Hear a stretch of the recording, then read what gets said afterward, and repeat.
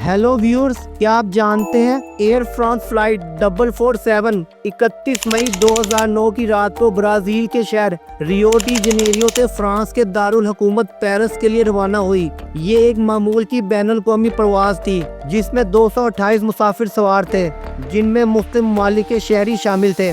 प्रवास के इब्तदाई चंद घंटे मुकम्मल तौर पर नॉर्मल थे, मगर जब त्यारा बहरे ओकियानोस के ऊपर पहुंचा तो कुछ अजीब होने लगा। अचानक जहाज का जमीन से राब्ता मुनक़ता हो गया। कोई मेडे कॉल नहीं, कोई वार्निंग नहीं, बस मुकम्मल खामोशी। यूं लगा जैसे जहाज हवा में ही गायब हो गया हो।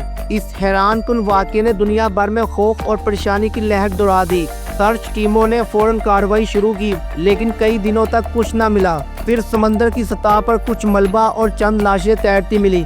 असल राज तो समंदर की तह में दफन थे। कई माह की कोशिशों के बावजूद त्यारे का ब्लैक बॉक्स नहीं मिल सका। आखिरकार 2 साल बाद समंदर की गहराई से ब्लैक बॉक्स निकाले गए और तब जाकर कहानी का एक धुंधला सा नक्शा सामने आया।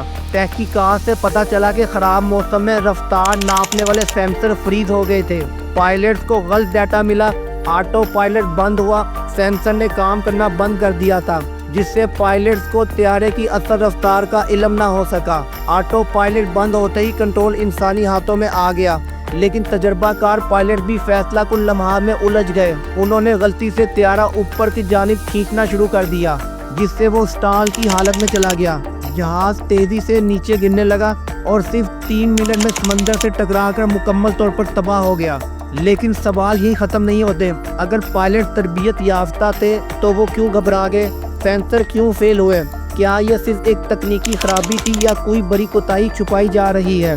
कुछ माहिरीन का मानना है कि शायद मामला इतना सादा नहीं जितना दिखाया गया। आज भी यह हादसा हवाबाजी की दुनिया के सबसे पुरअसरार सानियात में शुमार होता है। 228 जानें हमेशा के लिए खामोश हो गईं, मगर इनकी दास्तान आज भी समंदर की तह से पुकारती हैं, एक उलझन जो शायद कभी हल ना हो सके। अगर आपको यह कहानी इंटरेस्टिंग लगी हो तो लाइक और सब्सक्राइब करें, क्योंकि ऐसी पुरअसरार और छुपी हुई हकीकतें हम आप तक लाते रहेंगे।